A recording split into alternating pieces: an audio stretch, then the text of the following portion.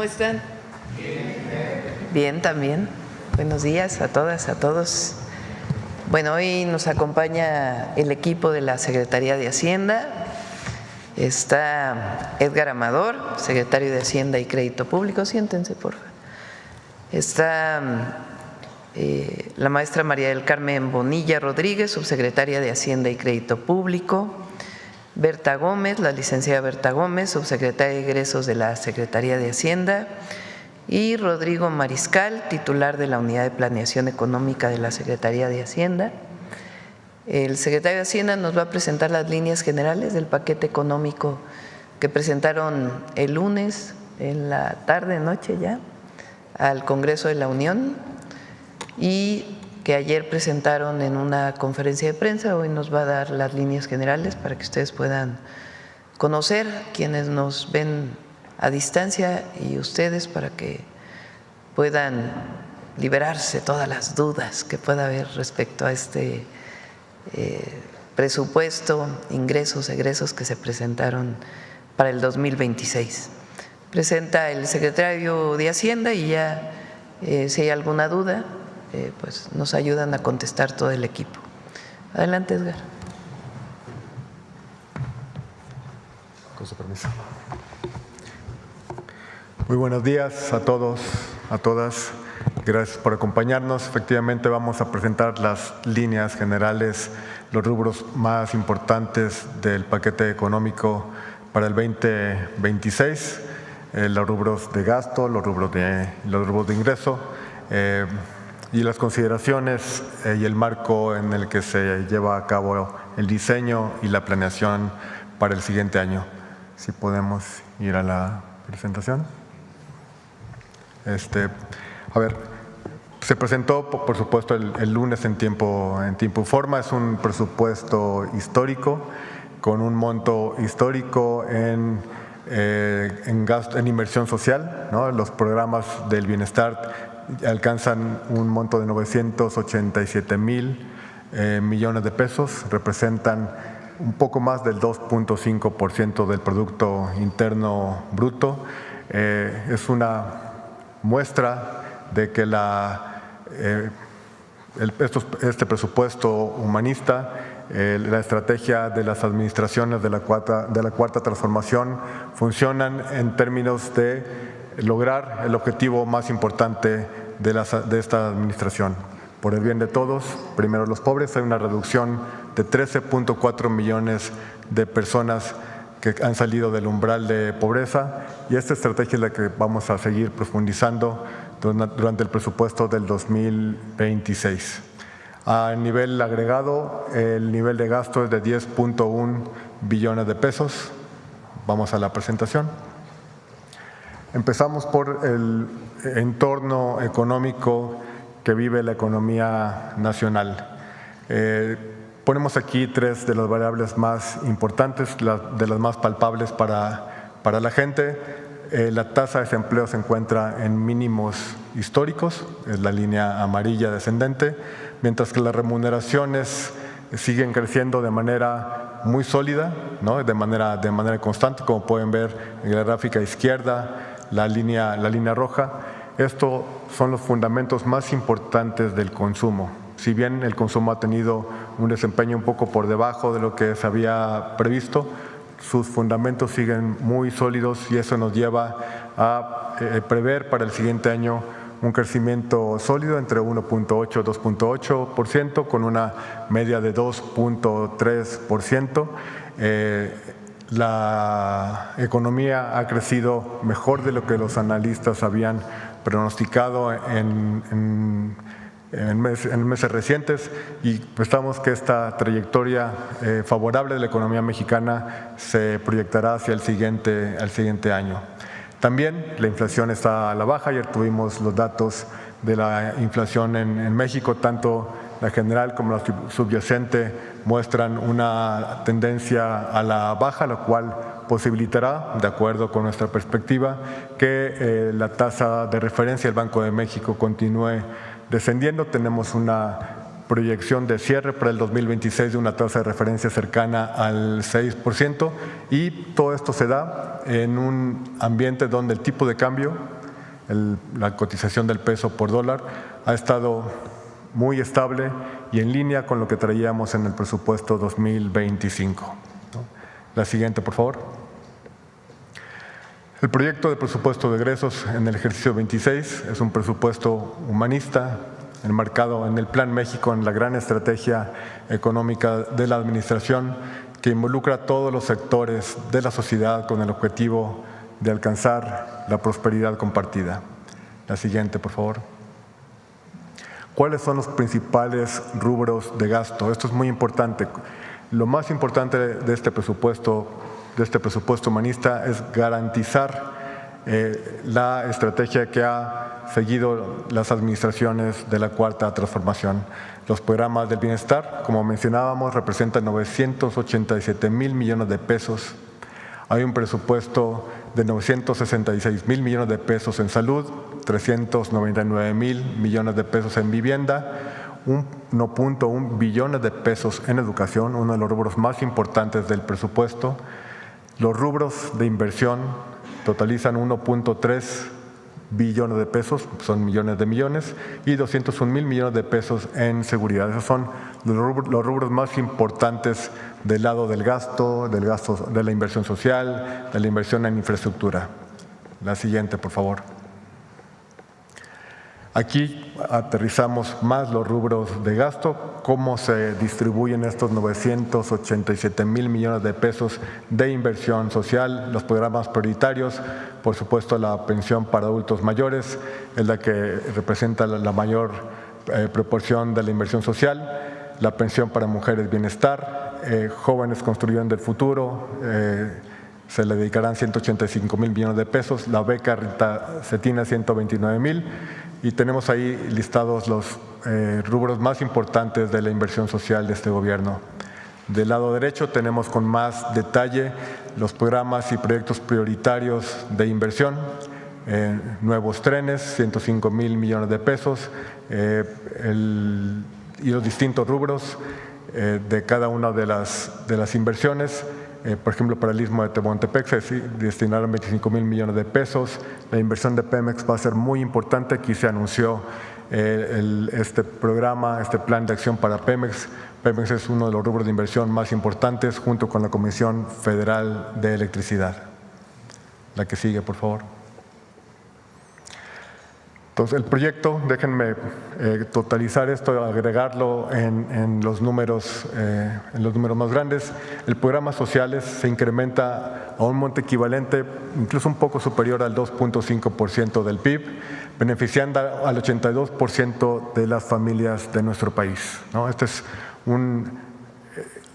los habitantes, las mexicanas y los mexicanos deben estar muy tranquilos de que sus derechos constitucionales están garantizados por el presupuesto 2026.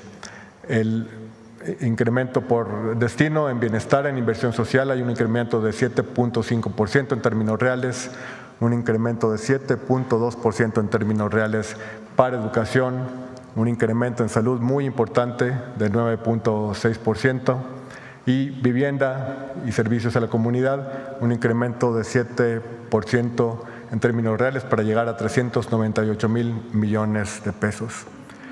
Por el lado de la inversión en proyectos de Plan México, la estrategia económica de la administración, se destinan también recursos equivalentes al 2.5% del PIB en inversión física. Expansión ferroviaria, tenemos 143,000 millones de pesos, en Pemex 247, Comisión Federal de Electricidad 61 y 20,000 millones de pesos en obras hidráulicas, por poner algunos de los ejemplos. La siguiente, por favor. Por el lado de los ingresos, también tenemos un esfuerzo histórico, un nivel histórico en recaudación tanto tributaria como no tributaria. Tenemos un incremento de 6.3%, apuntalado sobre todo en una recaudación más eficiente, ¿no? Como hemos marcado aquí a lo largo de este ejercicio, la recaudación de contribuciones de comercio exterior, en particular aduanas. Al corte más reciente vamos como 165,000 millones de pesos por encima de la proyección. Estamos convencidos de que este esfuerzo que ha hecho el gobierno de la presidenta Claudia Sheinbaum por fortalecer los ingresos de comercio exterior será uno de los puntales para tener esta meta histórica de gasto.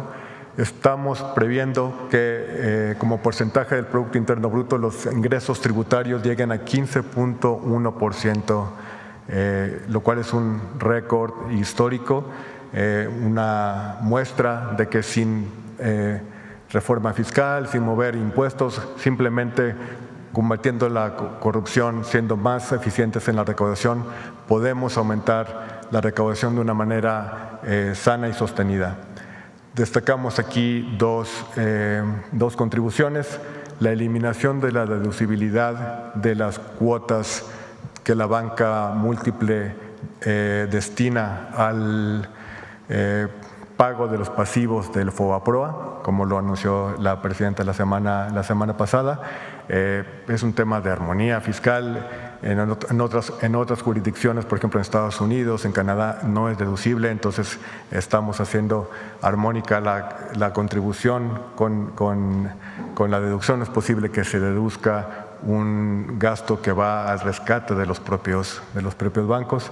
Y las contribuciones a bebidas azucaradas y otros bienes que buscan financiar el gasto de salud, como lo hemos mencionado, tiene una lógica no recaudatoria. Lo que buscamos es inscribirnos dentro de ayudar a la política de salud de la administración. La siguiente, por favor. Todo esto se da en un contexto en que continúa la convergencia de los déficits fiscales en una trayectoria en donde los pasivos públicos de largo plazo se encuentren en una ruta sostenida. Coincidentemente, el día de la presentación de nuestro paquete económico, una de las calificadoras más importantes confirmó la nota del crédito público, la nota de la deuda soberana de México, y al mismo tiempo, de manera coincidente, otra de las calificadoras más importantes aumentó por primera vez en 11 años la nota crediticia de Petróleos Mexicanos. Entonces, creo que es una validación, es una confirmación de que la ruta en la que se encuentra el balance público en respecto de la trayectoria sostenible de nuestros pasivos públicos es la adecuada, y ha sido muy bien recibida por inversionistas, por el mercado, por analistas. Estamos confiados en que, como mencionan entre otros las calificadoras, estamos en una ruta sostenible respecto de los pasivos públicos. Quisiera, Presidenta, que platicáramos del rescate.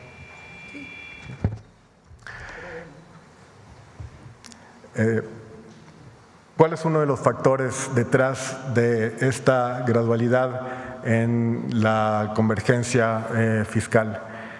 El rescate de Pemex. Hemos estado aquí en varias ocasiones en esta conferencia acompañando a la presidenta junto con los equipos de la Secretaría de Energía, con Petróleos Mexicanos. Una de las principales presiones en el presupuesto que hemos enfrentado en el año 25 y en el 26 es el rescate de Pemex. La siguiente, por favor. Es el pago de la deuda de Pemex. El pago de la deuda de Pemex. Esta gráfica que hemos mostrado aquí en diversas ocasiones muestran la dinámica, ¿no? Cómo endeudaron a Pemex en los gobiernos neoliberales. Vean cómo empieza en 43,000, acaba en 105,000 millones de pesos, un aumento de 130% en una década, ¿no? Esa deuda se tiene que pagar, ¿no? Y los vencimientos se agrupan justamente de manera particular en 25 y en 26. Todo este endeudamiento ocurre mientras que los indicadores de producción vean lo que estaba pasando. La siguiente, por favor. ¿Qué pasaron? Mientras estaba incrementándose la deuda de Petróleos Mexicanos, la elaboración de gasolina y diésel, ¿no?, estaba cayéndose, ¿no? Vean la elaboración de diésel, gasolinas, ¿no? La gran pregunta es, ¿a dónde se fue todo ese financiamiento si la producción de gasolina y diésel se desploma, los ingresos propios de Pemex se caen, ¿no? La que sigue, por favor. No, perdón. Y empieza una, perdón, si nos podemos ir a la anterior. ¿No? Vean cómo empieza la recuperación a partir de la administración del presidente López Obrador, ¿no? Una recuperación muy sólida en la elaboración de gasolina y diésel, justo cuando se detiene el crecimiento del endeudamiento de Pemex. La siguiente, por favor. La elaboración de petroquímicos, hay un gran esfuerzo dentro del plan de Pemex, hay un acento muy especial en la recuperación de petroquímicos. Vean cómo en el momento en que estaban endeudando a la petrolera, la producción, la elaboración de petroquímicos, amoníaco, etileno, sufre una caída pues dramática, digamos, hasta niveles que empiezan apenas, empieza la recuperación. La siguiente, por favor. ¿Tenemos? Entonces, ¿qué es lo que tenemos que hacer? ¿Cuál es la presión que nos está poniendo en el presupuesto en estos años? Del saldo histórico de la deuda de Pemex, el 46% tiene vencimientos en esta administración. El 26% de los vencimientos ocurren en 25 y en 26, ¿no? Eso es lo que explica esta presión tan importante que tenemos en la famosa línea presupuestal de Pemex y que nos está presionando en los presupuestos, en las métricas. ¿Qué es lo que vamos a hacer? Aquí está, desde los años 2030, del 25 al 2030, vean la pared, vean los vencimientos que tenemos en 25-26, son millones de dólares. El 26% de la deuda de Pemex nos vence en 25 y en 26, y en el resto de la administración, en general vencen 46% de la deuda de la petrolera. Entonces, este rescate que estamos haciendo de Pemex es para ayudar a la empresa de los vencimientos que tiene de la deuda que contrataron en los periodos neoliberales y que nos viene a exigir recursos presupuestales en esta coyuntura, en esta administración. Presidente. Bueno, ¿qué características tiene el paquete económico de 2026? ¿Qué es el paquete económico? Es lo que tienen que presentar todos los gobiernos año con año para la planeación de los ingresos, cuánto entra a las arcas públicas producto de impuestos y derechos que pagan los mexicanos, y los egresos, ¿en qué se gasta? Prefiero decir, ¿en qué invertimos? Durante el periodo neoliberal hablaban de que la educación era un gasto. No, para nosotros es una inversión. O hablaban de que la salud era un gasto. No, es una inversión para los habitantes del país, para las mexicanas y los mexicanos. Entonces, todos los gobiernos en esta fecha presentan su paquete económico para el siguiente año. ¿Qué características tiene lo que se presentó? Uno, garantía de todos los programas de bienestar y aumento, no solamente lo que se dio este año, sino el aumento en la inflación, el aumento en población. Por ejemplo, adulto mayor, pues va a haber más personas que lleguen a los 65 años. Se tiene que garantizar la pensión para todas y todos ellos. Y el aumento de la inflación. Ese es lo primero. Todos los programas de bienestar garantizados aumenta el número de beneficiarios en el caso de adultos mayores y en el caso de becas de niños y niñas, porque si se acuerdan, me comprometí a ir poco a poco aumentando el número de beneficiarios porque el próximo año nos vamos a primaria, de manera gradual, pero nos vamos ya a la primaria. Ya todos los jóvenes de educación media superior tienen beca, todas y todos los adolescentes de secundaria, si estudian en escuela pública, tienen beca. El próximo año iniciamos con primaria, como me comprometí en campaña.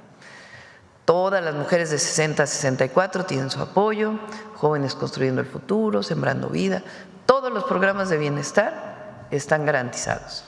Además de los constitucionales, la escuela es nuestra, la clínica es nuestra, todos están garantizados con su aumento en número de beneficiarios y la inflación, para que no disminuya lo que se puede comprar con los apoyos que se dan a partir de los programas de bienestar. Número 1, programas de bienestar garantizados.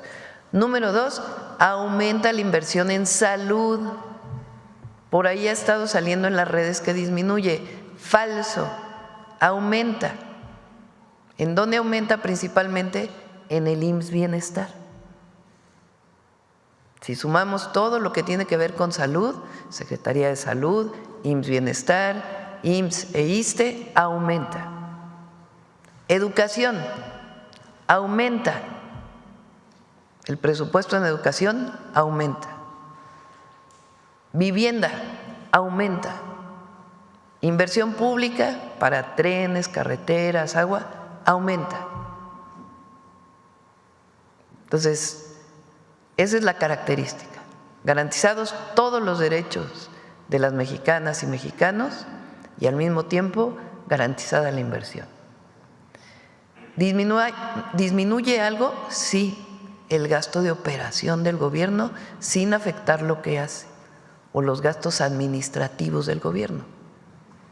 Por ejemplo, los salarios de los altos funcionarios no van a aumentar, ni la inflación. Disminuye todavía más algunos gastos de administración. Eso sí disminuye. Es decir, la austeridad republicana es aquella que disminuye el costo del gobierno a la sociedad. En el periodo neoliberal disminuían educación, salud, porque los consideraban gasto, no inversiones. Ahora no, todo eso está garantizado y aumenta. Seguridad, que también andan diciendo que disminuye. No, lo que pasa es que ahora sale toda la Guardia Nacional en la Secretaría de la Defensa. Entonces, si sumamos Guardia Nacional, Secretaría de Seguridad y Protección Ciudadana, aumenta. Obviamente Marina y Defensa. Entonces, está garantizada toda la inversión. ¿Qué aumenta en los ingresos? Bueno, va a aumentar el ingreso por aduanas. Uno, porque estamos cambiando la ley de aduanas y todavía cualquier resquicio de corrupción vamos a erradicarlo con esta ley, que no haya salidas legales para poder justificar la corrupción. 2, tomamos la decisión de fortalecer el Plan México que presenté el año pasado. ¿Qué es el Plan México? Que se produzca más en México, que dejemos de importar lo que se puede producir aquí. Entonces, por eso aumentan aranceles en el marco de la Organización Mundial de Comercio a todos los países con los que no tenemos tratado. ¿Cuál es el objetivo? Fortalecer la producción nacional. ¿Eso va a incrementar los ingresos? Probablemente en una parte, pero no lo hacemos por eso, lo hacemos porque nos interesa que la industria textil se recupere por completo, que la de zapatos se recupere por completo, incluso que los efectos que ha podido tener la industria automotriz producto de los aranceles que puso Estados Unidos, pues se produzca más en México y se importen menos vehículos. Entonces, de ahí hay más ingresos. ¿Qué más? Pues aumentar la capacidad recaudatoria a partir de seguir combatiendo la evasión fiscal. ¿Cómo? Se ponen muchos candados a las factureras. Todavía sigue habiendo facturas falsas. Entonces hay empresas que ya no se pueden crear y desaparecer el mismo día. Eso ya es ilegal, por ejemplo. Entonces es seguir combatiendo la corrupción para aumentar los ingresos, fortalecer el Plan México. En el caso de refrescos, ojalá no recaudemos nada por refrescos. ¿Por qué? Porque lo que queremos es que se deje de consumir tanto refresco. Es un peso. Entonces, en vez de consumir 30 latas de refresco al mes, una al día, pues es 29. De ese tamaño es el cambio. Por lo menos una lata que se deje de consumir al mes. Sí, que se deje de consumir una lata al mes, si tomamos un refresco diario. O sea, no es tampoco, pero no queremos que se incremente la recaudación, queremos que se deje de tomar tanto refresco. Porque como puse ayer, 88% de las y los mexicanos sabemos que tomar bebidas azucaradas hace daño a la salud. Entonces eso tiene que ver más bien con salud, no tiene que ver con un asunto de ingresos al erario. Eso es. Ahora, ¿qué otro componente tiene? Seguir rescatando Pemex. ¿Por qué tenemos que seguir rescatando Pemex? Por esa terrible deuda que adquirieron Calderón y Peña. Increíble. El próximo año Pemex tendría que pagar solito 250,000 millones de pesos de vencimientos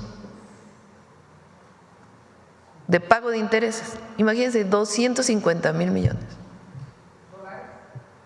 de pesos, 250,000 millones de pesos. ¿De qué tamaño es eso? Pues nada más les platico. El AIFA costó 75,000 millones. Fíjense nada más.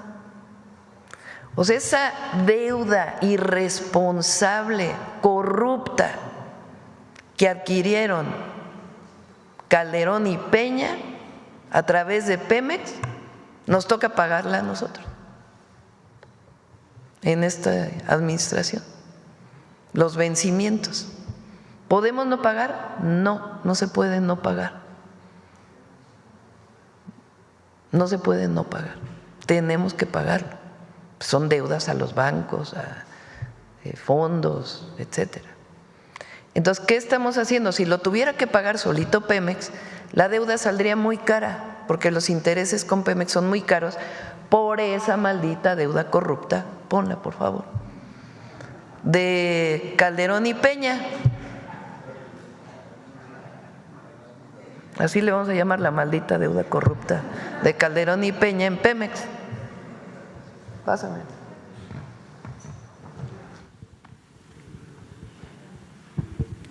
Fíjense, Calderón y Peña los dos decían, ay, las finanzas del gobierno están muy bien, así como dicen los financieros, ¿no?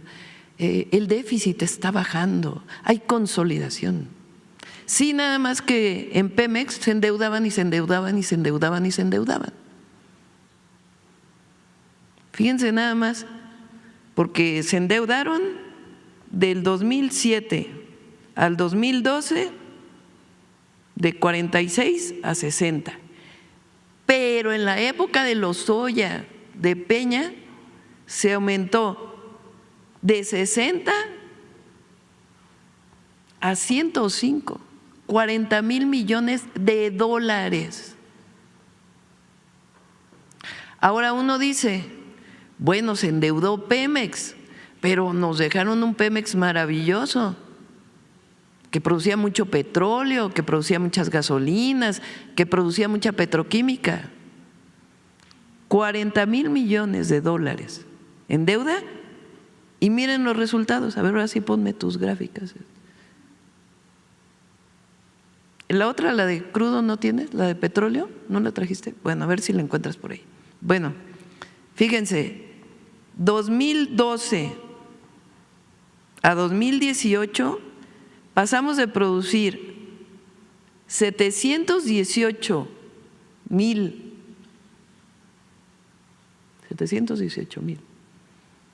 barriles, sí son barriles, ¿verdad?, diarios de gasolina y diésel a 324,000. O sea, endeudaron Pemex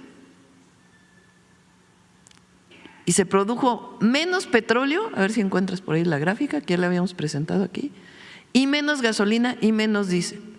Bueno, aumentó la petroquímica. A ver, pon la petroquímica. No. Se redujo la producción de petroquímicos, que son aquí miles de toneladas, de 10.694 a 5, o sea, la mitad. Entonces, ¿qué estamos haciendo este año? Ayudarle a Pemex a pagar esos intereses. ¿Por qué? Porque la deuda de Hacienda pues es más barata que la de Pemex. De todas maneras, la verdad, la Secretaría de Hacienda, todos sus secretarios, subsecretarias, ya vieron que son 2 subsecretarias mujeres por primera vez en la historia en la Secretaría de Hacienda. Son buenísimos, tanto que, fíjense, este año hicieron un movimiento financiero tan importante que Pemex subió su calificación después de años que no subía su calificación. Y ahora pues van a seguir trabajando en ello. Pero por lo pronto, pues nosotros evidentemente, sea Pemex, el gobierno finalmente es una empresa pública que queremos rescatar porque es patrimonio de las y los mexicanos, pues tenemos que pagar esos finiquitos que vienen, esos vencimientos se llaman. Bueno, regrésale al anterior. Vean lo que hizo el presidente López Obrador. Comenzó a aumentar aquí no está Deer Park, aquí no está la refinería Deer Park, solamente son las refinerías que están en el país. Del 18 al 24 aumenta y este año vamos a acabar todavía más arriba, porque los primeros meses todavía la refinería Olmeca todavía no estaba a toda su producción.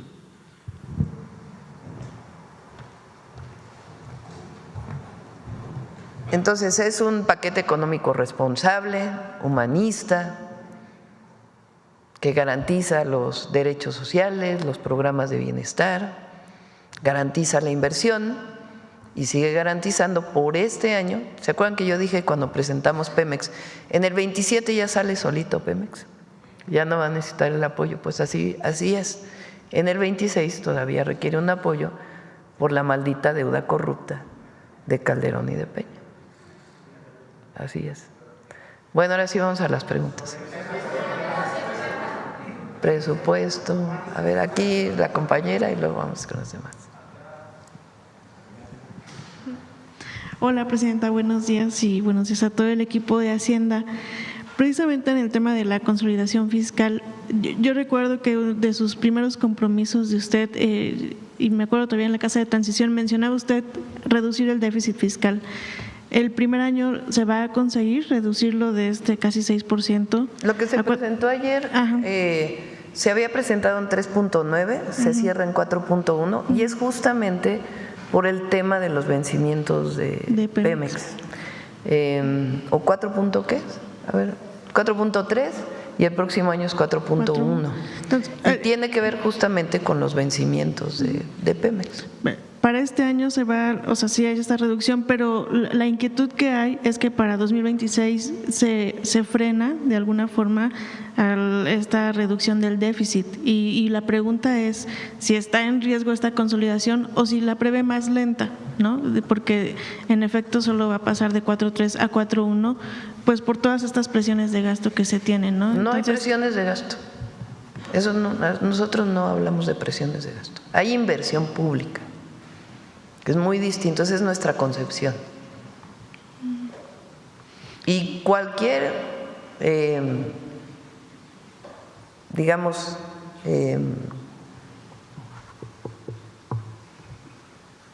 efecto que pueda tener una consolidación, como le dicen, más acelerada. ¿Por qué no puede ser más acelerada? Por los vencimientos de Pemex. Se aceleraría por la maldita deuda corrupta de Calderón y Peña. Esa es la razón. Y nosotros muy responsablemente estamos disminuyendo todavía más el gasto administrativo del gobierno, mayor austeridad republicana, para poder apoyar a Pemex a que salga en el 2026, para que en el 2027, como dijimos, ya eso está calculado, fue lo que se presentó. Y además, hay que decirlo, porque la deuda respecto al PIB es muy responsable, muy responsable, muy responsable. Como lo dije en mis 100 puntos, vamos a tener una tasa deuda-PIB responsable, y es muy responsable lo que estamos haciendo. Que mencionaba el secretario sobre la agencia Standard & Poor's, que en efecto tuvo una acción, ratificó la calificación el mismo día de la entrega del paquete, pero ellos también dicen en esa nota, y lo leo aquí textual, que un escenario negativo para la calificación se daría si no se reducen y contienen los déficits fiscales a tiempo, y si la carga de deuda pública y la carga de intereses pues no resultan más elevados de lo previsto. Sí. ¿Ve usted un riesgo hacia adelante? No, ninguno, cero riesgo. 25 y 26 tenemos que apoyar a Pemex por la maldita deuda corrupta. 27 ya no, porque el buen trabajo de la Secretaría de Hacienda está generando las condiciones para que sea así, y todavía tenemos, digamos, está trabajando Secretaría de Hacienda para que puedan diferirse todavía más estos intereses de una manera responsable. Otra vez se me olvidó presentarme, como en la anterior ocasión, Yacen Flores de Bloomberg Línea. En el tema de Pemex, ¿esto ya sería todo el apoyo que recibiría la empresa? Están las notas precapitalizadas que se realizaron, está esta línea presupuestal. ¿Hacia adelante ya sería todo el apoyo? ¿Ya con esto se cubren los vencimientos de este 2026? Está diseñado, y así lo presentamos el día que presentamos Pemex, que además se presentó ante, digamos, los expertos financieros, banca, calificadoras, etcétera. Ese mismo día que lo presentamos aquí en la mañanera, un poco más tarde, para que en el 27 ya no requiera este apoyo adicional. Eso nos va a permitir, pues en el 27, consolidar más todavía. Se liquidarán los vencimientos de este año y 2026, eso es. Ese es el objetivo. Ese es el objetivo. En el tema de factureras que también mencionó, nos recordó un poco el inicio del sexenio del presidente López Obrador, que también hubo una acción contra factureras, pero, y es lo que le preguntaría, se cuestiona o se critica que no hay personas en la cárcel porque son redes, ¿no?, que se detectan, una pero buena parte no tiene se da que ver el con último los jueces. paso. Una buena parte, esperemos que ahora con en el nuevo Poder Judicial se avance más. Ahí cerca el SAT tiene, no sé, a ver si le preguntan a Antonio, ¿cuántos casos tiene con la Fiscalía? Que la Fiscalía ha presentado todas las carpetas de investigación y no se han otorgado órdenes de aprehensión por parte de los jueces. Me regreso tantito al tema de Pemex, que va ligado, aunque es algo que viene en su primer informe de gobierno, Ahí se menciona que Pemex firmó ya sus primeros 11 contratos mixtos de inversión con empresas privadas. Si nos podría confirmar este dato, porque ahí en el sector hubo como inquietud también o dudas de estos contratos mixtos y qué empresas son las que ya tienen. Traemos a Pemex para que se pueda informar, para que se conozca digamos, casi 90% de la producción de Pemex es por el propio Pemex y sus propios contratos, y hay un porcentaje que se está haciendo con contrato mixto, es decir, una parte lo hace Pemex y otra parte lo hacen los privados, en un esquema completamente distinto al que se hizo en el periodo neoliberal, que eran contratos leoninos donde no le dejaban prácticamente nada, ni al erario público ni a Pemex. Ahora es distinto, se paga el 30% del impuesto del derecho del bienestar, independientemente de qué tipo de contrato sea, y se comparten las ganancias, cosa que no ocurría antes. Y es un porcentaje, y traemos a Pemex para que pueda explicar en dónde se están trabajando en contratos mixtos. También preguntar del paquete, pues el próximo año es el Mundial de Fútbol. ¿Cuánto nos va a aportar el Mundial en términos de crecimiento económico? ¿Si está incorporado algún efecto de esto en el rango? No se incorporó como tal, no quisimos, digamos, ser excesivamente optimistas. Trae un incremento, trae un crecimiento del PIB, ¿cuándo final? 2.3%, y tiene que ver con el Plan México, esencialmente, inversión pública e inversión privada. El aumento en el turismo derivado del Mundial, se está esperando un incremento muy importante, pero no fue considerado como tal en el crecimiento del próximo año. Ok, y el último… Esperemos que nos dé más, ¿verdad? Abusando del micrófono, la última, y en el tema de los bancos que están acusados de presunto lavado de dinero, saber cuál es el estatus, estamos en esta prórroga, ¿no?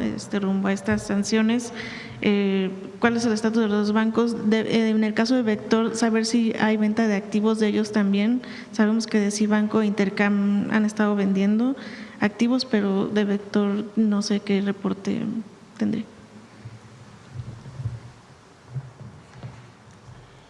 Efectivamente, respecto de Intercam, digamos, todas las divisiones, salvo la licencia bancaria, fue adquirida por otro banco, Capital. Del lado de Cibanco, el más importante, que era el negocio fiduciario, ya fue transferido igual a otra institución. Y en el tema de Vector está la intervención transcurriendo de manera normal, y estamos analizando las opciones, pero se dará de acuerdo con la normatividad, y todo está transcurriendo de manera normal. El sistema de pago, los bancos están funcionando de manera normal. De hecho, la primera fecha que teníamos, un plazo que era el 4 de septiembre, justo llegamos ahí con un día antes, incluso en la transferencia del fiduciario. Entonces todo está transcurriendo de manera normal, incluso ya estamos por analizar, levantar las intervenciones, pero todo está transcurriendo de manera normal. Y permítame la palabra coloquial, pero preguntarle si de Intercam y Cibanco pues ya están en calidad de cascarones, dado que se están vendiendo sus activos. ¿Qué va a quedar de estos dos bancos? El proceso del IPAB, el proceso de intervención, corren una traza muy clara. Tenemos que recorrer las distintas etapas, se irá anunciando conforme avancemos. Todavía tenemos que ver el acomodo de los activos, iremos reportando los avances. Ok, y la última, la presidenta, que se me quedó aquí atorado del tema de paquete, y con eso ahora sí termino, es en el tema de reforma fiscal, que menciona usted que hay todavía oportunidad, ¿no?, para recaudar. Pero también ayer, pues en la opinión pública vi comentarios, y así lo mencionan, al haber estos cambios en miscelánea fiscal, ajustes al código fiscal, dicen no tiene dinero el gobierno, y esto hace latente una reforma fiscal de profundidad. ¿Qué respondería usted a estas expresiones, ¿no? Que son falsas. Sí hay recursos. Tan hay recursos que se está presentando un presupuesto muy responsable. Si no se pudo consolidar más rápido el déficit fue por la maldita deuda corrupta, no por otra cosa. Otra cosa importante que no dije en los ingresos es el tema de que ya no van a poder deducir los bancos el pago a Fobaproa o al IPAB. Muy bien. Gracias, presidenta. Sí. A ver, ¿quién más? A ver, aquí el Universal. Presidenta, en el Salvador Corona del Universal, en el proyecto de egresos mencionaban que estos nuevos impuestos van para el Fondo de Salud. ¿No están etiquetados? ¿Cómo podrían garantizar Sí, están etiquetados. Sí están etiquetados. Sí. En este tema… O sea, si hubiera ingresos adicionales por el tema de los refrescos, que repito, no queremos más ingresos adicionales. Lo que deseamos es que no se tome tanta bebida azucarada para proteger la salud. En caso de que haya ingresos adicionales, están etiquetados a salud. En este tema de los videojuegos, ayer mencionaba que por seguridad pues se iba a incrementar el 8%. ¿Ya existe una clasificación, del tema de estos videojuegos o de violencia Ayer extrema? se nos olvidó con el gabinete de seguridad. La próxima vez que venga el gabinete presentamos el detalle de el tema de los videojuegos. Pero ustedes están o tienen algunos reportes que están causando daños entre los jóvenes, más allá de la salud o incluso están siendo captados por stream o transmisiones en vivo a los jóvenes para poder incentivarlos. Prefiero que lo comenten ellos, pero sí está vinculado con un tema de atención a las causas. Ok, presidenta. También quisiera preguntarle al secretario de Hacienda si el Departamento de Estados Unidos le entregó pruebas para que sustentan la acusación a estos 3 bancos y a la casa de bolsa. No, ninguna. ¿No? No. Pero el desmantelamiento no también significa que sí tenían algún tipo de responsabilidad con el lavado. Protección, o sea, producto de lo que hizo el Departamento del Tesoro, se generaron pues algunos problemas menores, pues, pero fue una medida preventiva para proteger al sistema financiero. Adelante. Efectivamente, como menciona la presidenta, no hay pruebas fehacientes. Actuamos de manera preventiva para proteger a los ahorradores, para proteger al sistema de pagos, que no hubiera un contagio. Estas instituciones que son pequeñas no representan ni el 1% de los activos del sistema, pero siempre en el sistema financiero hay que cuidar el riesgo de contagio. Entonces, la intervención oportuna fue justamente para detener ese riesgo, lo cual ha transcurrido de manera normal. Prácticamente estamos por concluir, pero no ha habido pruebas fehacientes de esta conducta. Pero en palabras coloquiales, ¿a qué se refiere a contagio? ¿A que sí tenían indicios de que pudieran? No, el contagio financiero es cuando, por ejemplo, tiene problemas un banco y por rumores, por eso se llama contagio, okay. De repente los ahorradores de otras instituciones que están muy sólidas piensan que le puede pasar lo mismo que al otro banco. Entonces, la autoridad lo que hace es intervenir de manera más oportuna posible al banco emproblemado para que no se haya nerviosismo entre los ahorradores. Eso fue lo que logramos al intervenir el mismo día de las órdenes del Departamento de Estado.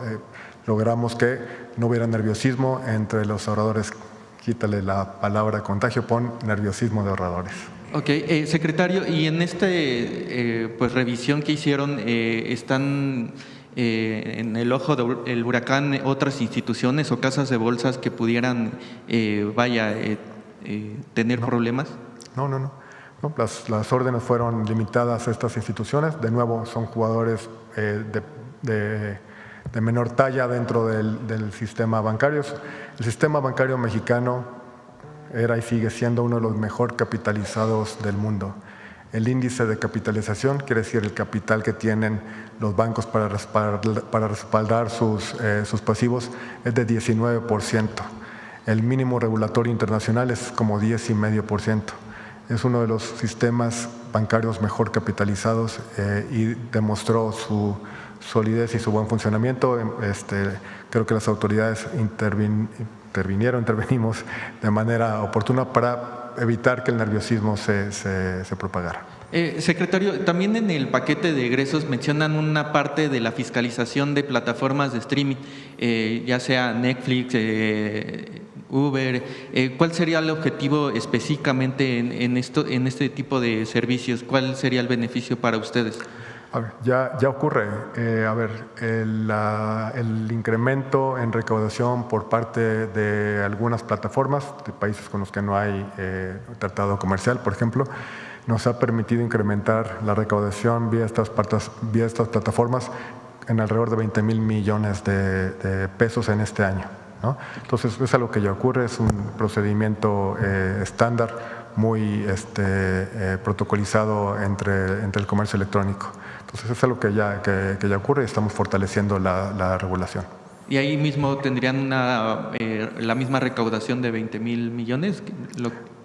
A ver, depende de la actividad comercial. A ver, tenemos que mejorar los controles, profundizar la supervisión. Simplemente por estas medidas hemos tenido, por ejemplo, en aduanas, ¿no? Okay. Que es básicamente un reforzamiento de controles, supervisión, registro, un aumento muy importante en la recaudación, simplemente ganando esas eficiencias. Pero eso que mencionas ya ocurre, es un proceso que es estándar en la vigilancia fiscal de las plataformas electrónicas. Perdón, y nada más insistirle en el tema de los videojuegos. Usted tiene el tema en las manos. Allí, ¿cómo podrían recaudar o cómo se podría clasificar estos videojuegos, o sería exclusivamente para las plataformas que ofrecen estos videojuegos? Porque incluso hay como una incertidumbre ahora, pues es un nicho totalmente nuevo, ¿no? Entonces… No es un tema, de nuevo, no es un tema recaudatorio. Es un tema más bien del gabinete de seguridad, que tiene como mencionaba la presidenta, forma parte de la atención a las causas. En términos recaudatorios no hay una expectativa importante de recaudación, es un tema más de seguridad, ¿no? Del gabinete de seguridad. Ok, y finalmente el tema para la presidenta, en el tema de seguridad, no es casualidad, presidenta, que el día de ayer pues falleció un marino presuntamente ligado con el tema de Huachicol en una prueba de tiro. ¿Cuál es el reporte que le dan? Me parece, la verdad, con todo respeto a claro. ti, al medio que representas, la manera en que lo preguntas no me parece correcta, ni para la víctima, ni por lo que ocurrió. ¿No le parece que es una casualidad? Hay que hacer una investigación. Hasta ahora parece que fue un accidente, pero hay que hacer una investigación. Entonces, por respeto a la víctima y a la situación, entonces ya informará el Gabinete de Seguridad. Presidenta, pero son dos casos lamentables y es lamentable para todas las familias. El primer caso fue un suicidio tan lamentable que ayer mencionó el fiscal que ni siquiera estaba vinculado con las investigaciones. Salió en un medio su nombre y esta persona decide quitarse la vida. Obviamente tiene que hacerse la investigación. Lo que pasó ayer hasta ahora parece un accidente, pero entró la Fiscalía General de la República a hacer la investigación. Ya en estos dos casos. Ya no te voy a contestar. Bueno, gracias, presidenta. Sí. Por cierto, a ver, nada más para que… y no te voy a contestar por respeto a las víctimas y a la investigación. Ya contesté, pero insistir en un tema tan lamentable y sentido me parece que no es correcto. Bueno, les voy a decir otra cosa. No estamos aumentando IVA como Calderón. No estamos aumentando el ISR, que es lo que realmente afectaría a la gente, como Peña.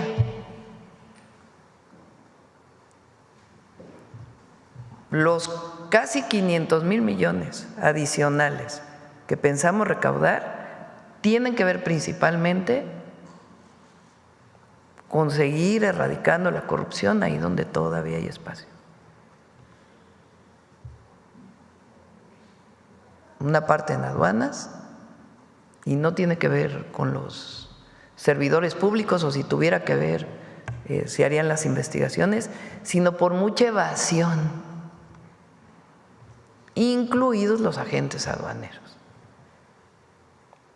Se evade pagar impuestos, todavía de distintas maneras.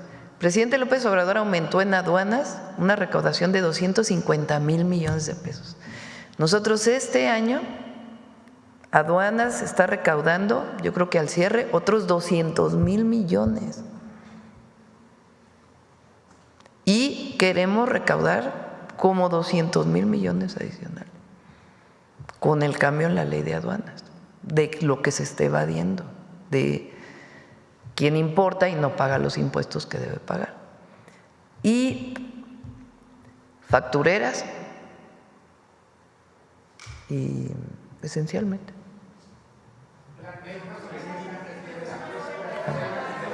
A ver. Buenos días, Presidenta. Hans Salazar, de Noticiero en Redes.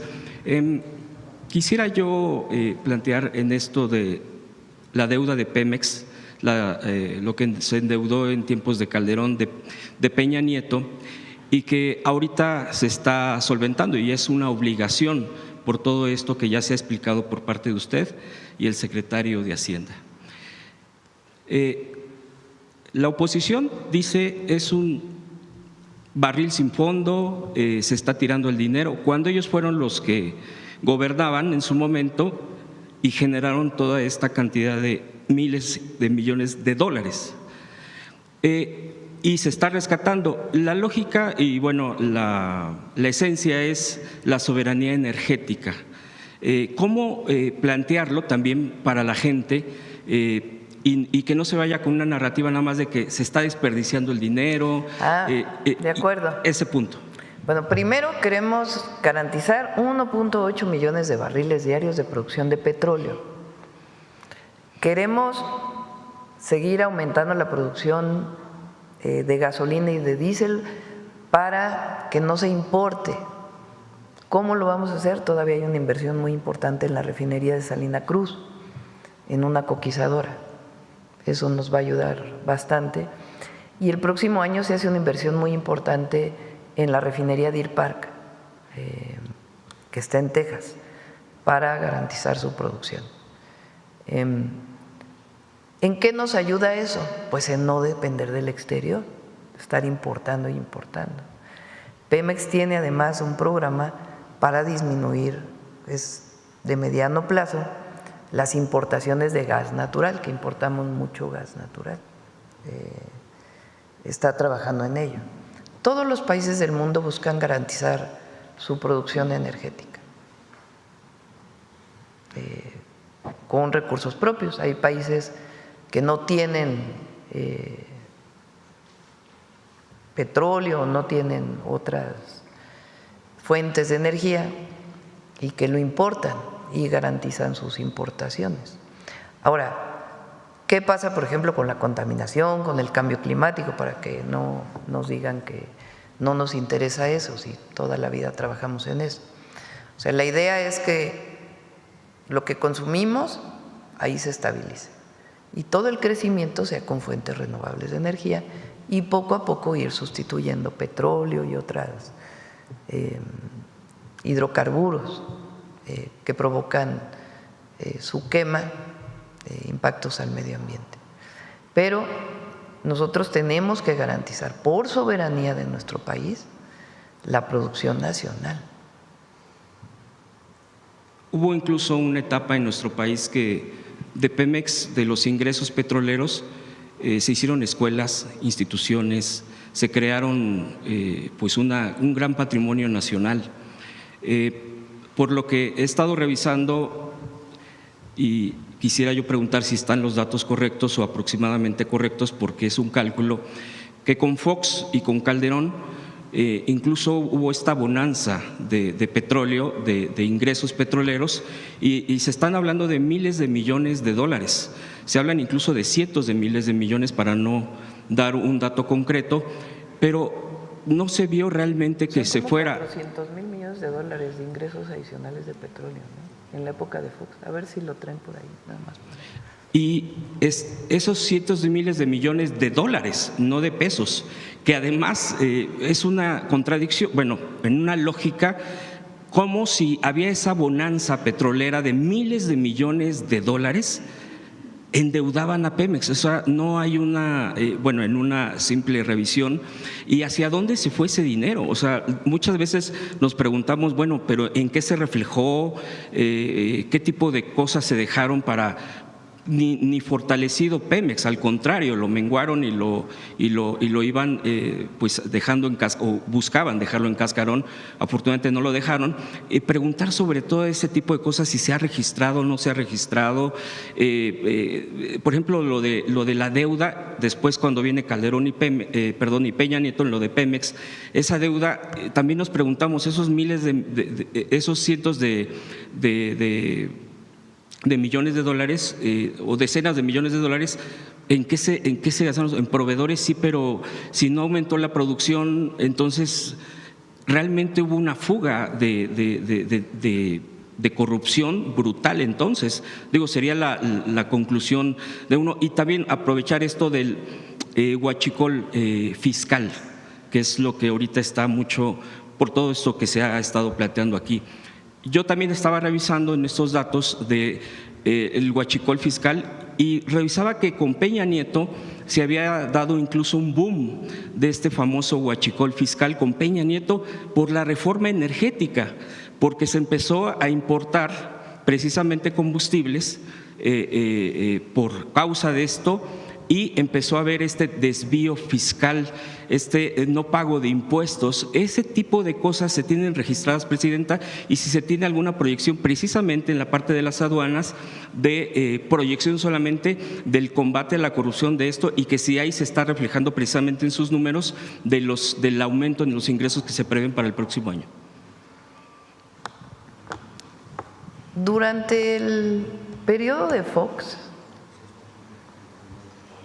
cuando termina Zedillo, se producían en México alrededor de 2.1 millones de barriles diarios, 2 millones de barriles diarios de petróleo. La mayoría se exportaba, como la mitad entraba a las refinerías para producir gasolinas, diésel, combustible. En México hay 6 refinerías, ahora hay 7 con la Olmeca y 8 con la de Deer Park, que se compró completa en Texas. Bueno, en la época de Fox aumentaron la producción de petróleo de 2.1 millones de barriles diarios a 3.4 millones de barriles diarios. En 2004 es la mayor producción de petróleo de la historia de México. Imagínense un barril, ahora imagínense 1 millón de barriles. Eso es lo que se produce diario, 1.8 hoy en México. Bueno, con Zedillo eran 2.1 más o menos, si mal no me equivoco. Ahora imagínense que diario, o sea, diario aumentaron 1.3 millones adicionales, 1 millón más de barriles diarios. ¿Cómo le hicieron? Bueno, en México había un yacimiento de petróleo único en el mundo, que es Cantarell. Para explotar el petróleo, pues se hace el pozo, y el propio gas que tienen los pozos que tienen petróleo y gas, la presión del gas hace que salga el petróleo. Cuando se empieza a acabar el gas, que por cierto lo quemaron todo en la atmósfera, pues ya no hay tanta presión para poder extraer el petróleo. ¿Qué hicieron? Una de las decisiones más irresponsables de la historia de la producción de petróleo en México. Inyectaron nitrógeno En vez de inyectar gas, que es, digamos, son primos hermanos, el petróleo y el gas, y entonces no tiene problema de contaminación, inyectaron un producto externo, nitrógeno. Inyectan el nitrógeno y sale más petróleo, nada más que contaminan el gas. El gas de Cantarell no se puede utilizar porque está contaminado con nitrógeno. Tendría que construirse una planta cara de descontaminación. Bueno, ¿qué objetivo tenía? Pasar de 2.1 a 3.4 millones de barriles diarios si no lo necesitábamos. Es petróleo, fue petróleo para Estados Unidos, porque lo pedía Estados Unidos. 1 millón de barriles adicionales diarios. Bueno, ¿saben cuánto costaba entonces el barril de petróleo? $120 el barril. Hoy está costando 60. O sea, el doble. Multiplíquenle ahí en su calculadora. 1 millón de barriles adicionales por $120 el barril. 120 millones de dólares diarios. Quítenle el costo de producción, que era muy bajo en Cantarell.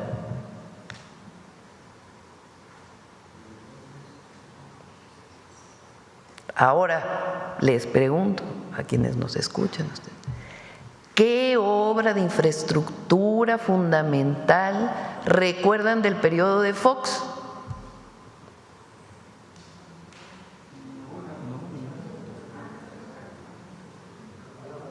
Entonces, se acabaron un yacimiento, patrimonio de la nación y de las y los mexicanos, en 3 años, 4 años, 5 años, porque lo sobreexplotaron, lo contaminaron, sacaron un montón de petróleo, representó un montón de dinero para la nación. ¿Saben qué es lo que hicieron? Aumentaron el gobierno, los puestos de gobierno, las plazas del gobierno y otras corruptelas. Entonces había directores generales, director general adjunto, director general adjunto del adjunto, director general adjunto del adjunto del adjunto del adjunto. ¿Y esos de dónde venían? Pues de sus amigos, de sus cuates, de esos. O sea, repartieron. Llega Calderón, todavía tiene una bonanza de 2, 3 años. Ingresos petroleros. ¿Qué obra recuerdan del periodo de Calderón? La Suavicrema, monumento a la corrupción, la media barda de la refinería. Bueno, ¿en qué se fue ese recurso? Porque además dejaron caer a Pemex.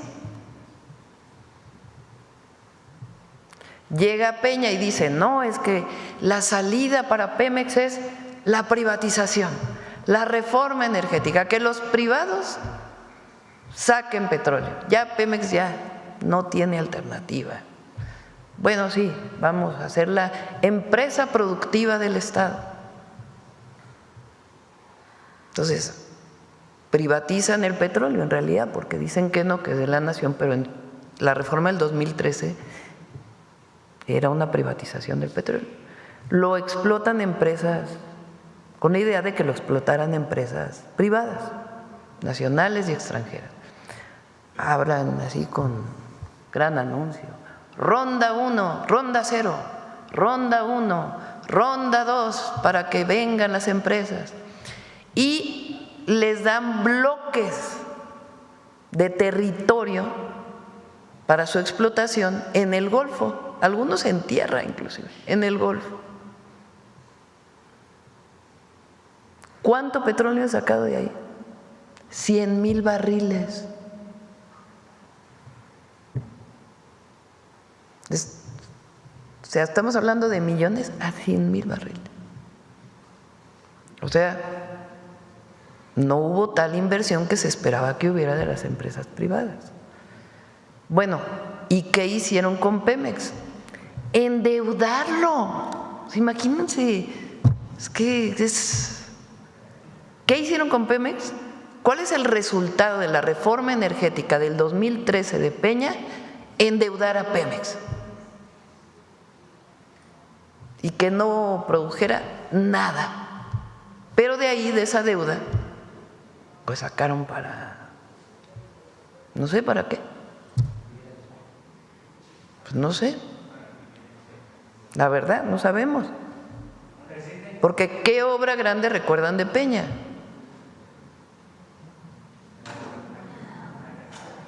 El Insurgente, que todavía lo estamos acabando, que no pudo avanzar prácticamente nada.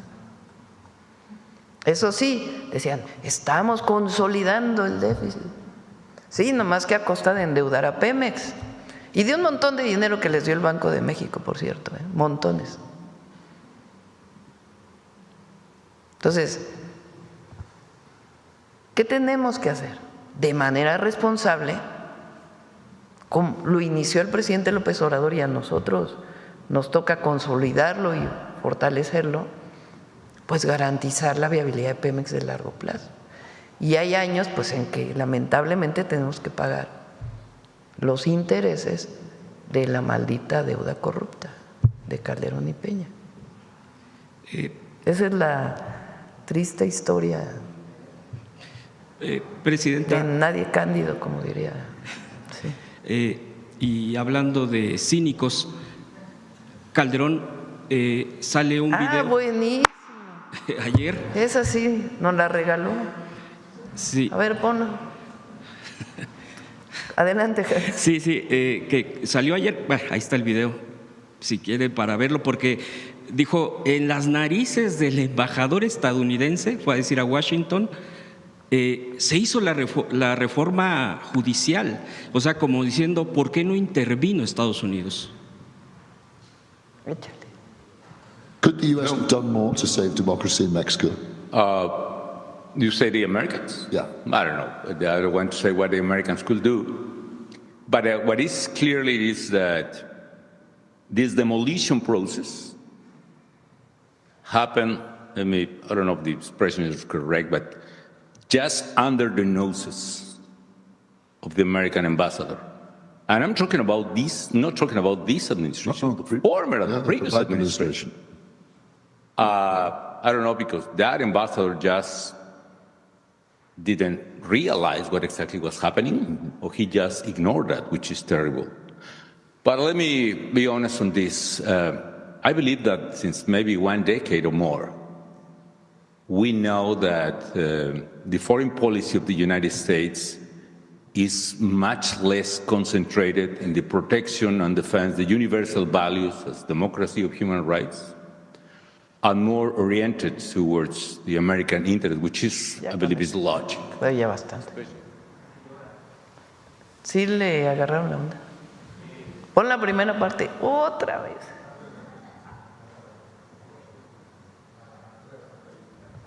Could the U.S. have done more to save democracy in Mexico? You say the Americans? Yeah. I don't know. I don't want to say what the Americans could do. But what is clearly is that this demolition process happened, I don't know if the expression is correct, but just under the noses of the American ambassador. And I'm talking about this, not talking about this administration, the previous administration. I don't know, because that ambassador just didn't realize what exactly was happening, or he just ignored that, which is terrible. Está hablando de la reforma al Poder Judicial. Y entonces, fíjense la gravedad de lo que dice un expresidente. Ya saben que yo siempre le pongo el apellido Espurio, porque llegó con un fraude electoral al gobierno de México. Es indignante, no tiene otra palabra. O sea, va a Estados Unidos y le preguntan, ¿y qué opina de la política exterior? ¿No? Dice, imagínense cómo es posible que la reforma al Poder Judicial haya pasado por las narices del embajador estadounidense y no haya hecho nada.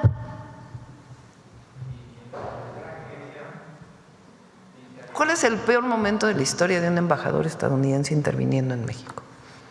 El golpe de Estado a Madero, ¿no? Madero. Donde el embajador Wilson es el orquestador de ese golpe de Estado. Después viene un cambio en el gobierno de Estados Unidos y cambia la política. Pero Calderón, expresidente espurio de México, va a Estados Unidos a decirles que el embajador de Estados Unidos debería de haber intervenido en México para que no pasara la reforma al Poder Judicial. O sea, aparte de espurio, ¿cómo le ponemos? Entreguista, Traidor a la patria. vendepatrias. Traidor a la patria. Gracias, presidenta. A ver. Gracias, presidenta. Celsin Juárez, de noticiasdefrente.com. Presidenta, preguntarle a usted y al secretario de Hacienda sobre lo que este paquete económico contempla y que ya nos adelantaba la semana pasada, donde por primera vez también se va a obligar a los bancos a pagar por el rescate del llamado FOBAPROA, donde no podrán deducir impuestos. ¿Qué significa para México, para todas y todos los mexicanos, que después de 30 años pues haya tomado esta medida? ¿Y cuánto dinero se estaría recaudando, presidenta? Fíjense, hay 1.500 carpetas de investigación contra factureras. Prácticamente por los jueces no se había podido obtener. Espero con el nuevo Poder Judicial una sola orden de aprehensión. Bueno, perdóname, me distraje. Es sobre… sobre… A ver, ¿por qué no lo explicas tú?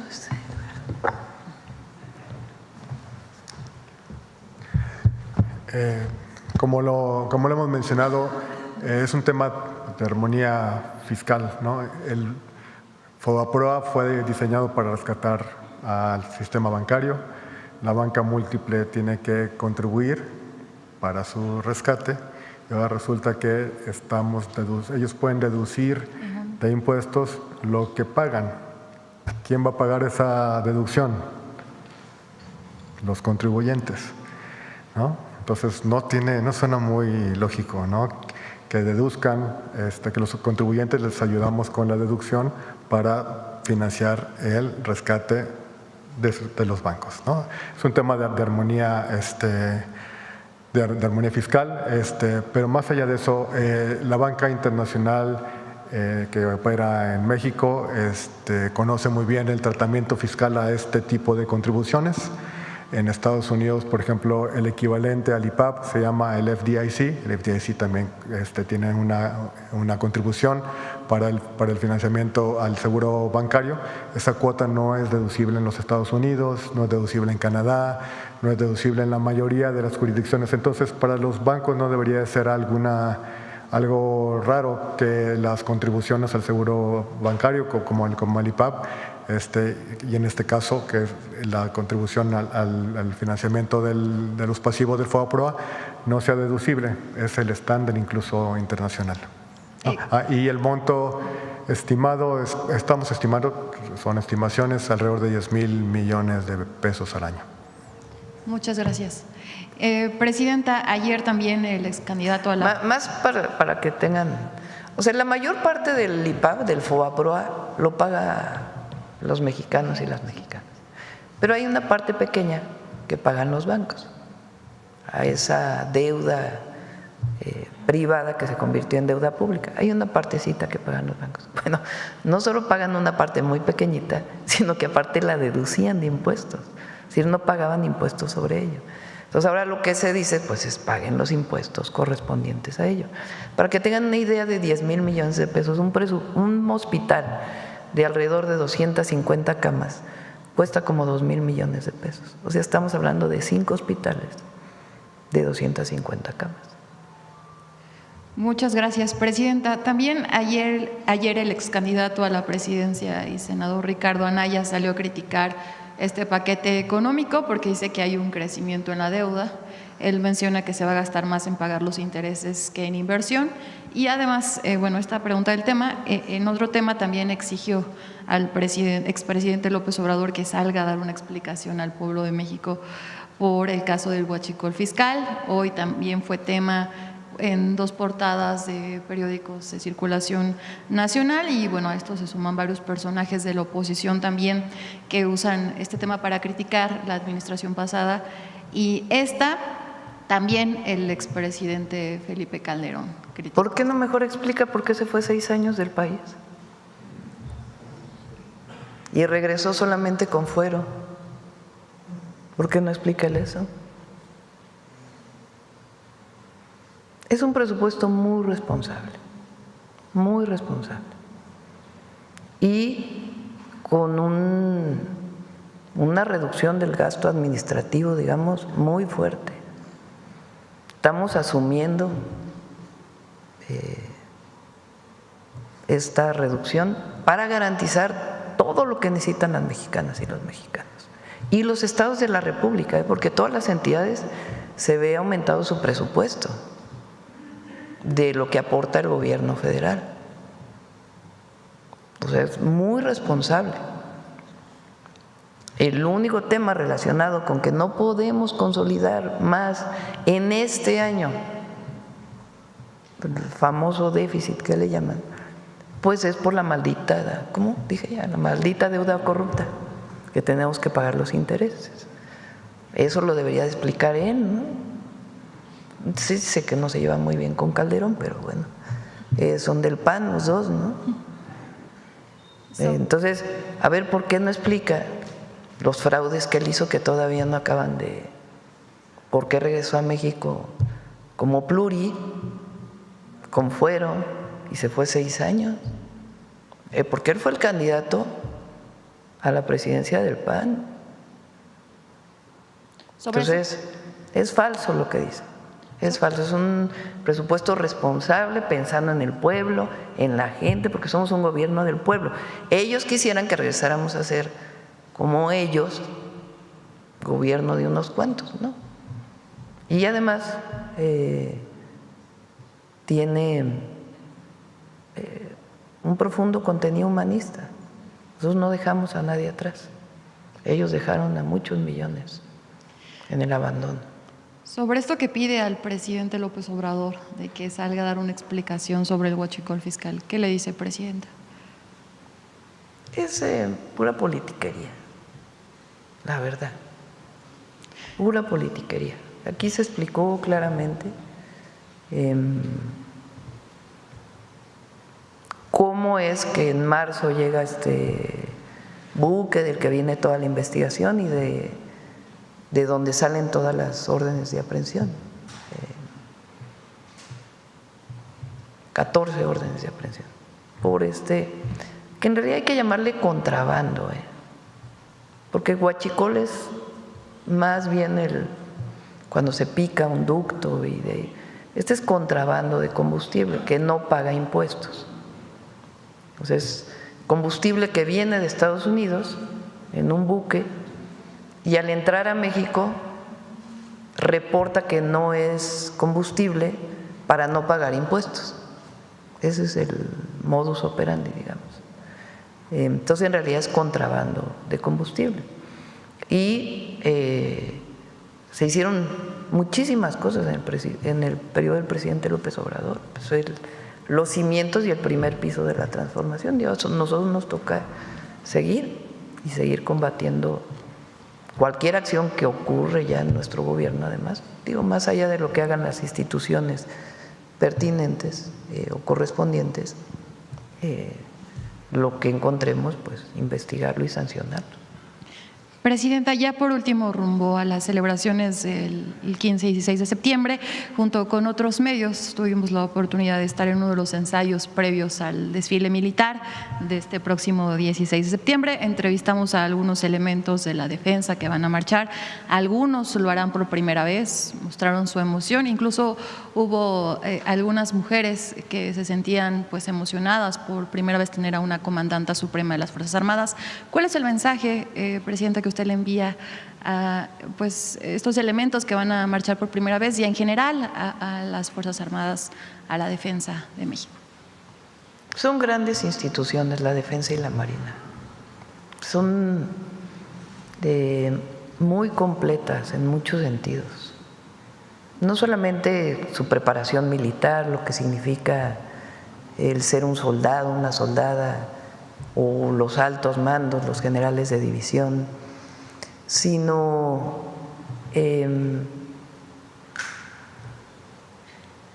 lo completos que son como ciudadanos. Y la institución como tal, los mejores ingenieros militares, los mejores médicos, médicas, ingenieras. No hay tantas ingenieras militares, por cierto. Su capacitación no solamente para enfrentar una situación de inseguridad o de combate al crimen, o combate no me gusta la palabra, disminución de delitos, sino el plan de N13, por ejemplo, es ejemplo mundial, la manera en que operan, cómo lo trabajan. Pero además, imagínense, o sea, la decisión que toma un joven a los 18 años de decidir entrar a la Marina, a la Guardia Nacional o al Ejército o a la Fuerza Aérea. ¿Qué tienes en mente cuando? Patriotismo, generosidad, porque estar dispuesto a dar tu vida para defender a la patria y a los demás tiene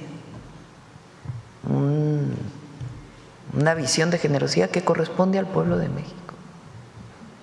Entonces, mi admiración, mi respeto, todo a las Fuerzas Armadas y en particular a las y a los jóvenes cadetes y a los que acaban de egresar del Colegio Militar y de la Marina Armada de México. Muchas gracias, presidenta.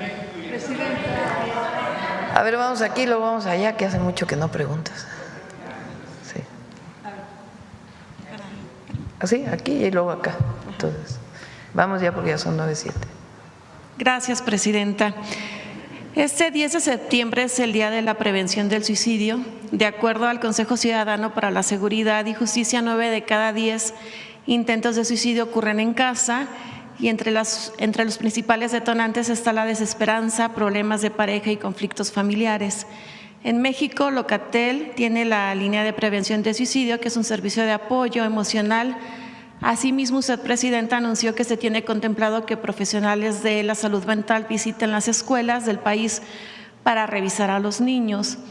¿Qué llamado hace usted para fortalecer la prevención del suicidio desde el entorno familiar? Bueno, primero mucho apoyo de los padres y madres frente a una situación que pueda vivir cualquier persona de cualquier edad, de la familia. Nosotros mejoramos la línea de la salud, que ya venía de antes, pero mejoramos la línea de la salud para el tema de adicciones. Después podemos invitar a Leti Ramírez, que es quien lleva todo este programa, para informar todo lo que hemos avanzado. Y pensamos que esa línea de la salud también puede ayudar para problemas de salud mental, que también es uno de los temas que hay que atender en nuestro país. Y es muy triste el suicidio, es una decisión individual muy triste porque está asociado a depresión, a desesperación, y siempre tiene que haber una alternativa de vida. Entonces, sí vamos a fortalecer la línea de la salud en este caso. El próximo año empezamos con eso. Gracias. Bueno, no dije mi nombre, Gloria Carpio, de Diario Imagen. El INVAL lanzó un comunicado anunciando el cierre temporal de sus recintos culturales, ya que trabajadores sindicales piden que la entrega de ropa de trabajo se realice a través de tarjetas electrónicas para su adquisición directa por los trabajadores, en lugar de la entrega física de las prendas. Sin embargo, el INVAL ha comunicado que no puede cumplir con esta petición, ya que la normatividad vigente solo permite la entrega de ropa de trabajo en físico. ¿Qué opina al respecto? ¿Qué llamado hace de que esos recintos culturales tan importantes estén cerrados? Además, de enero a junio hubo un aumento de turismo tanto nacional como extranjero que visitaron museos. Pues tiene que haber un diálogo. No sé, Berta, si tú tienes más información sobre esto en particular, sobre la compra de uniformes del INVAL. No. Hasta donde entiendo, lo que me mandó una tarjeta a la Secretaría de Cultura, pero le pedimos que pueda informar con más detalle, ya se compraron los uniformes. Entonces, el monto presupuestal que está asignado para uniformes ya fue utilizado para comprar los uniformes. Entonces, lo que entiendo es que en este momento no se podría sustituir porque ya se compraron los uniformes. Pero pues puede haber un diálogo para ver hacia adelante qué opciones puede haber. Pero esa es la tarjeta que me enviaron hasta donde recuerdo, pero si no, pues que Cultura puede informar con más detalle. Gracias. Y bueno, el pasado lunes se celebró el Día Internacional de la Alfabetización. En palabras del secretario de Educación, Mario Delgado, dijo que en el 2026 México será recordado no solo por el Mundial, sino por el fin del analfabetismo en México, ya que se tiene como meta el próximo año levantar la bandera blanca al declararse libre de analfabetismo. ¿Qué opina, Presidenta? Sí, Armando Contreras está a cargo del INEA, está haciendo muy buen trabajo y tienen un programa para avanzar todavía más, junto con los estados, los municipios, en la disminución del analfabetismo. Vamos a pedirle que venga para que pueda informarles del programa. Muchas gracias. Sí. A ver, acá y luego allá para que no. El compañero. Bueno, perdóname. Gracias. Presidenta, Javier Pérez de HCTV Noticias. Sobre el tema de ahora, lo que es el presupuesto y tema de aduanas, si me permite. Antes de iniciar mis preguntas, el día de ayer la senadora Lili Téllez habló de que usted había inventado lo que es la soberanía nacional para infundir miedo en los mexicanos y que no entrara, que tuvieran miedo a las Fuerzas Armadas de Estados Unidos en nuestro país. ¿Cómo? El día de ayer la senadora Lili Téllez expresó que usted había inventado el tema de la soberanía energética, la que está en la Constitución desde 1917, y que usted lo había inventado, el tema de la soberanía del país, para infundir miedo en los mexicanos y que las Fuerzas Armadas, que le tuvieran miedo a las Fuerzas Armadas de Estados Unidos y no intervinieran en el tema de grupos organizados en nuestro país. No voy a entrar en debate con Lili Téllez. O sea, ella debate allá en Fox News, ¿no? Fuera del país, imagínense. Como Calderón, más o menos. Bueno, Presidenta, en otro tema, usted acaba de mencionar el avance de las aduanas, el avance de lo que son la recaudación de impuestos.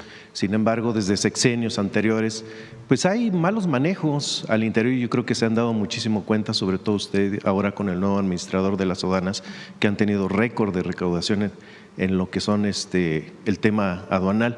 Sin embargo, quisiera recordarle una historia de sexenios anteriores que viene desde atrás y que se recapitula en el 2020, que son pues prácticamente fideicomisos en este tema, y en Fidemica, un fideicomiso que se extinguió precisamente en este año 2020, para capitalizar Infotec. ¿Qué era el objetivo de esto? Pues inyectar recursos a lo que es tecnología, a lo que es modernización de las aduanas, 650 millones de pesos en aquel entonces, que hasta ahora pues no sabe qué pasó con ese dinero.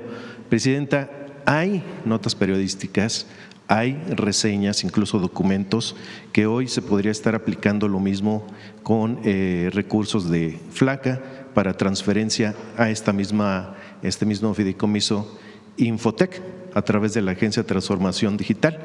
Voy a emitir el nombre o nombres de personas cuento con documentos acerca de esta situación. El tema de las aduanas es un tema muy importante por el tema también de lo que es el desarrollo económico de nuestro país, la entrada, salida de mercancías. Preguntarle si tenía alguna información acerca de estos fideicomisos al interior de las aduanas, que son privados, Hay un fideicomiso empresas privadas de aduanas. y no son rastreables prácticamente los ingresos. No. Es un fideicomiso público. Tiene la supervisión de Secretaría Anticorrupción y Buen Gobierno. No sé, en el pasado, voy a averiguar. Pero en el caso de los fideicomisos de aduanas de ahora se utilizan para mejorar las aduanas, Sí. Para algunas obras públicas y también para la mejora de las aduanas. Y podemos traer aquí la próxima vez cuánto ingresa, en qué se ha destinado.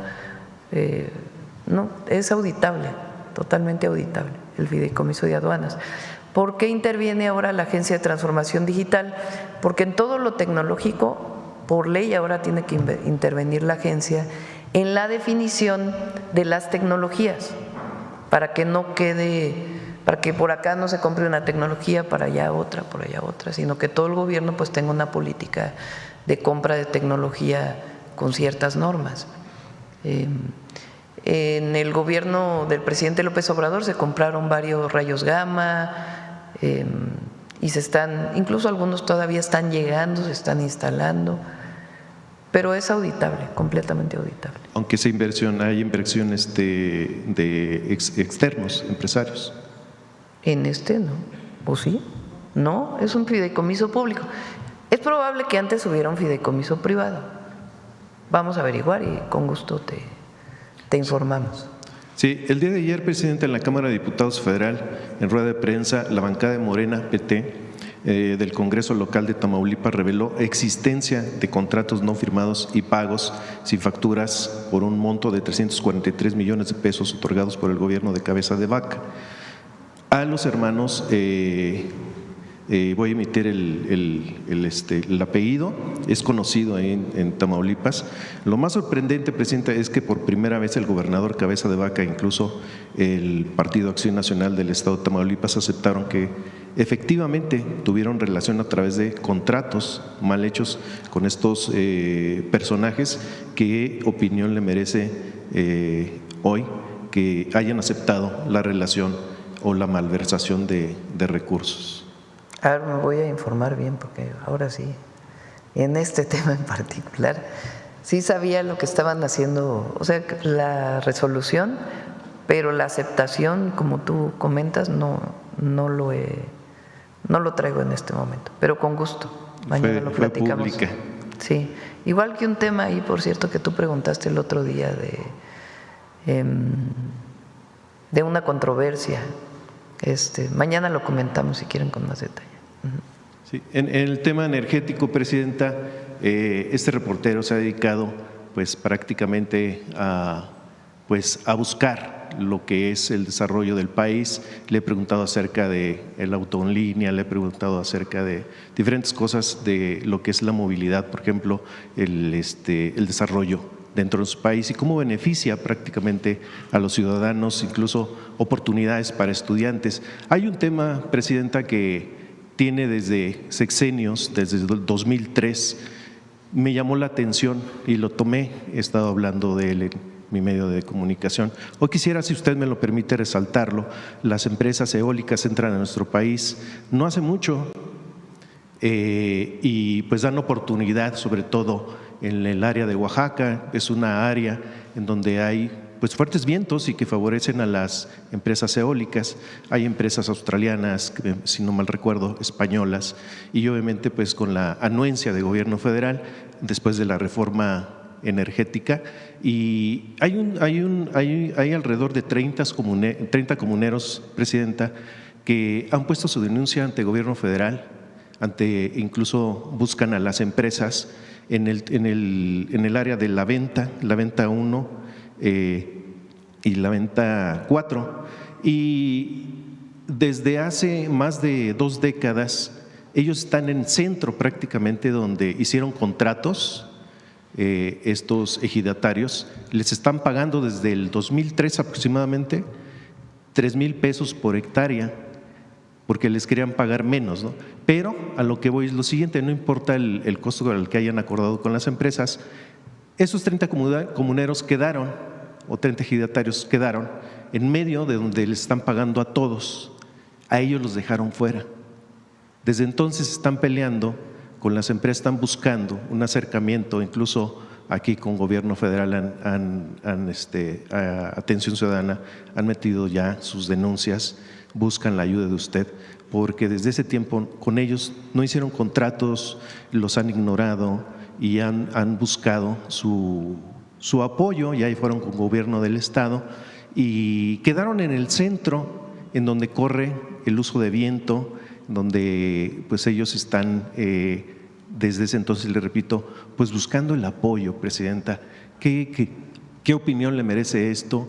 Y si hay alguna forma de proceder o ayudar o revisar sus casos a través de, obviamente, Comisión Federal de Electricidad. Sí, con gusto.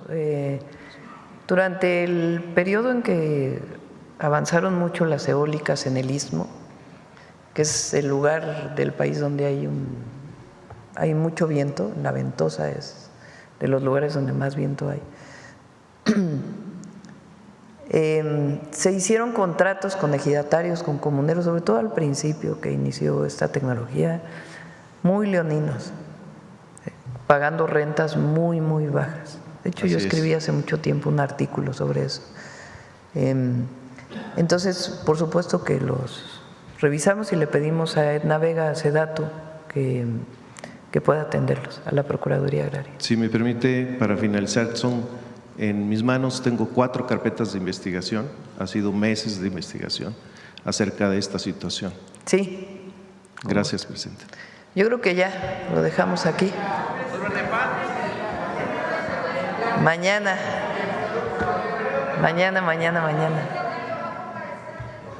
Sí, va el secretario, cuando lo llamen, todos. De hecho, viene lo que se llama la glosa del informe.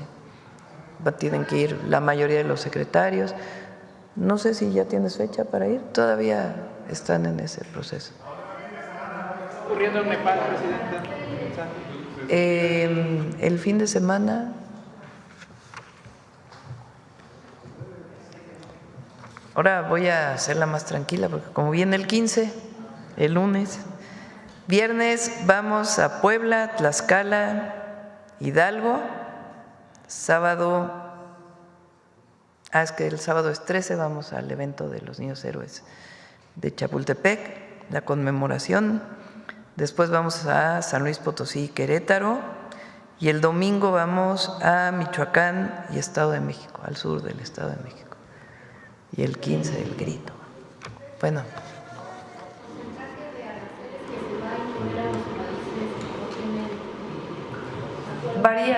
Varía, dependiendo del tipo de producto.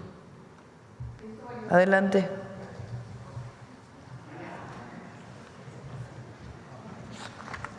Con su permiso, Presidenta. Buenos días a todas y todos. El único pacto que se evidenció esta semana fue el de algunos comentaristas y medios de información para divulgar falsedades contra la Marina, el Gobierno de México y la Estrategia Nacional de Seguridad que día a día muestra su eficacia. La Secretaría del Bienestar, encargada de entregar en 2025 más de 830,000 millones de pesos a través de los programas del bienestar, también ha sido blanco de mentiras. Veamos el detector de mentiras de esta semana.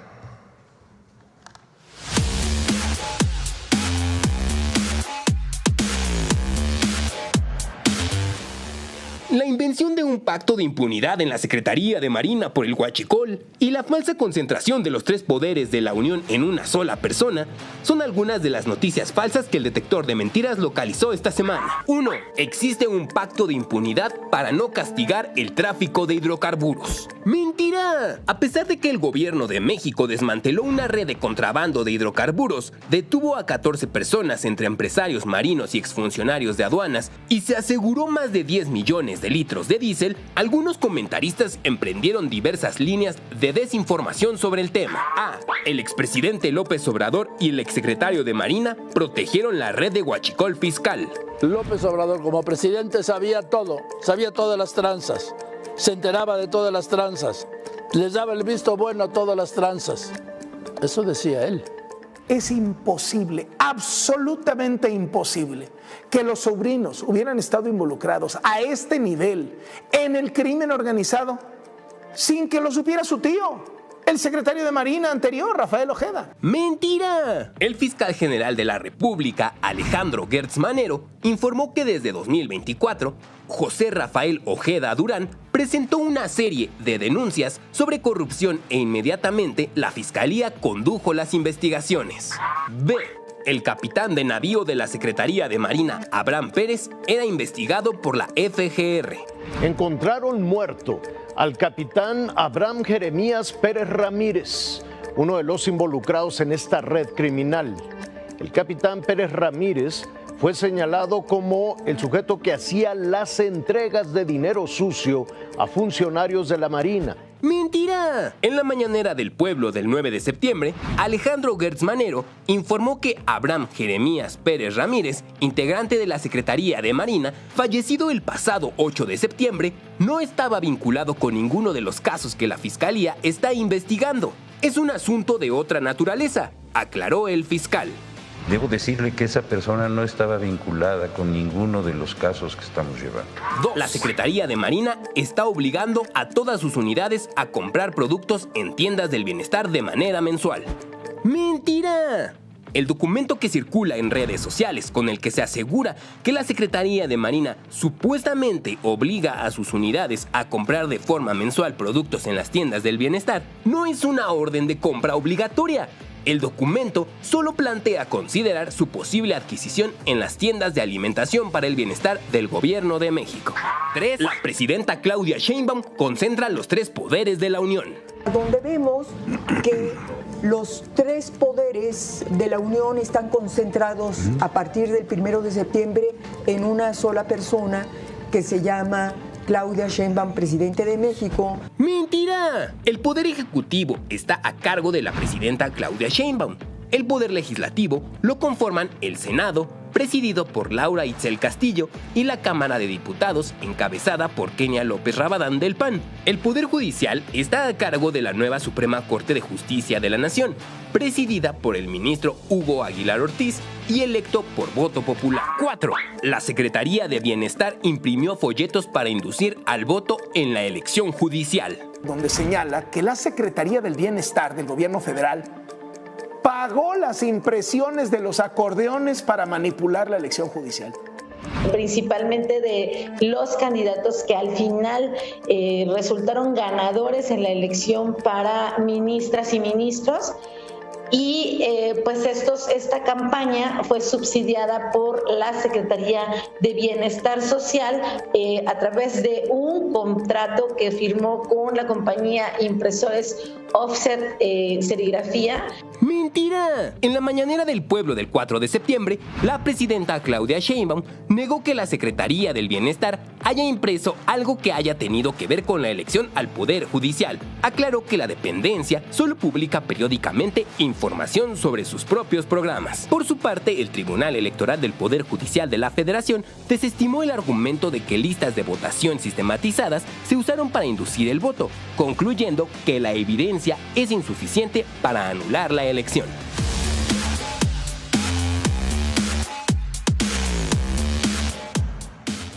Gracias, presidenta. Adiós.